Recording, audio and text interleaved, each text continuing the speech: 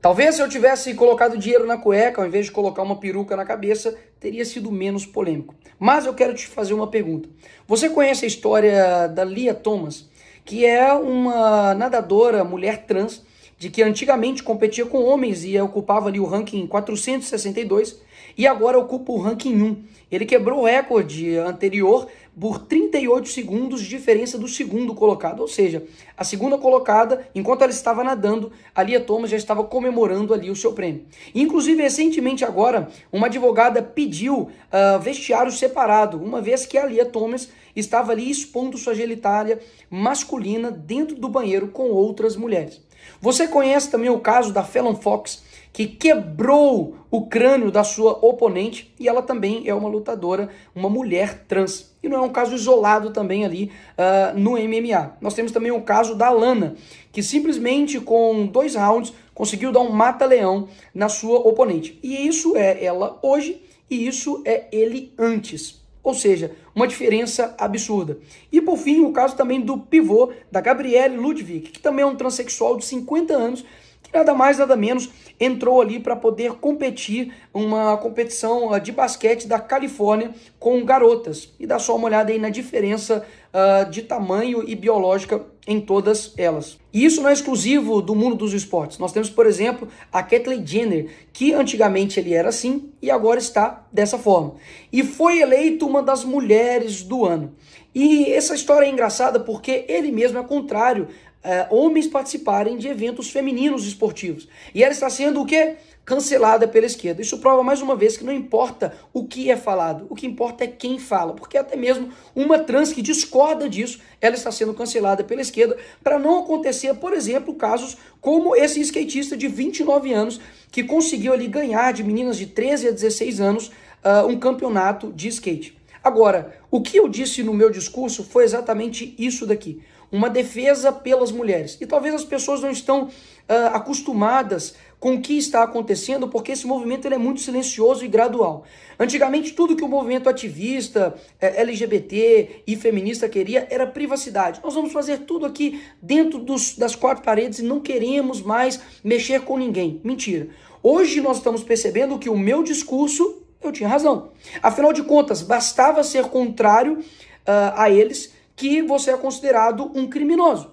E basicamente o que acontece hoje é que as mulheres, sim, estão perdendo espaço para homens que se sentem mulheres. Afinal de contas, todos esses exemplos aqui que eu dei, né, caso isolado número 1.380.000, tem acontecido de forma gradual. E isso faz com que as mulheres atletas se sintam descredibilizadas, desmotivadas, desanimadas. Afinal de contas, basta um homem entrar e simplesmente vai quebrar toda a luta, todo o exercício, todo o treinamento que ela fez para poder atingir aquele patamar. E para não acontecer isso com outras pessoas, que eu me coloco aqui realmente na posição de sacrifício, de tomar pancada de todos os lados, para que isso não chegue, por exemplo, até a sua filha.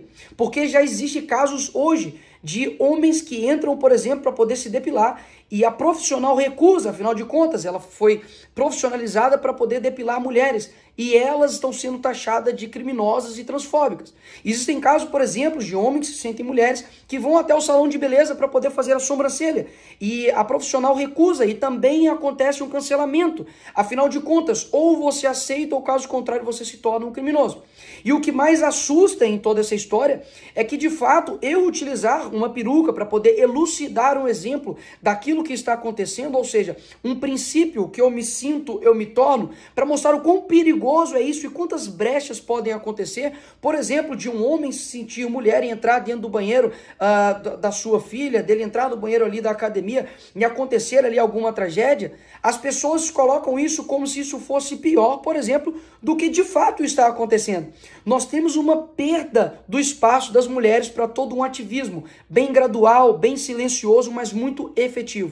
E o que anteriormente era somente uma vontade de lutar por direitos, hoje, na verdade, o desejo da pessoa se torna um dever para o outro. E pior, ele tem que se tornar, inclusive, uma lei. Caso contrário, você será sancionado.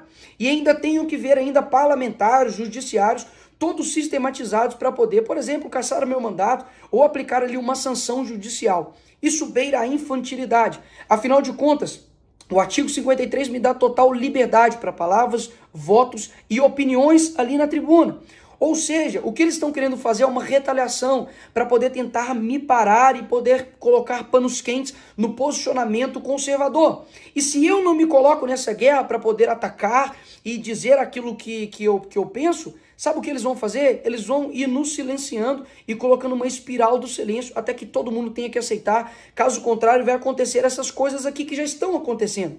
Confeitaria condenada a pagar 336 mil por se recusar a fazer bolo em apoio ao casamento gay. Aqui no Rio de Janeiro, um pastor é acusado de homofobia por se recusar a fazer casamento. Nos Estados Unidos, a justiça determina que fotógrafa cristã não pode recusar casamento gay. Justiça obriga designer cristã a fazer sites de casamento gay. Todos os outros movimentos que já passaram anteriormente na humanidade, nunca, nenhum deles quiseram a aprovação de todos. Mas o ativismo LGBT, e repito aqui, é o ativismo mais persecutório que existe. Ou você concorda, ou caso contrário, você deve ir para a cadeia. Cadeia que, inclusive, não pode abrigar menores que cometem estupro, latrocínio, roubo, mas pode abrigar um deputado que está no seu exercício. E quanto aos parlamentares que querem aí ganhar os seus likes, a sua fama em cima do que aconteceu, para pensar em quem de fato defende a liberdade. Eu fui atacado, por exemplo, de pedófilo publicamente por parlamentar que está dentro desse Congresso. Eu, por exemplo, fui atacado dizendo que um vídeo de um ator pornô era eu, publicamente, e não houve absolutamente nenhum tipo de retaliação por parte da esquerda com este deputado. Ou seja, a gente está numa guerra e eu venho aqui colocar para todos vocês que eu não sou covarde. Eu não vou simplesmente dizer para as pessoas de que eu estou ali querendo ser pacífico, porque um apaziguador, ele é uma pessoa que conversa ali com o crocodilo para ele ser o último a ser comido. E muitas pessoas acabam não tendo contato com essa matéria. E aí eu te pergunto, quantas pessoas agora vão ver esse vídeo? Quantas pessoas viram o meu discurso, viu que eu de fato estava defendendo as mulheres? E talvez nunca tinham tido acesso a esse conteúdo. Nós estamos vendo, por exemplo, propagandas como a Apple, como a Hershey's, colocando homens que se sentem mulheres no lugar das verdadeiras mulheres. E ninguém dá absolutamente um pio a respeito disso. E como eu vou passar essa informação para frente? Você pode, obviamente, discutir o uso ou não da peruca, mas isso passa longe de ser um ato antidemocrático.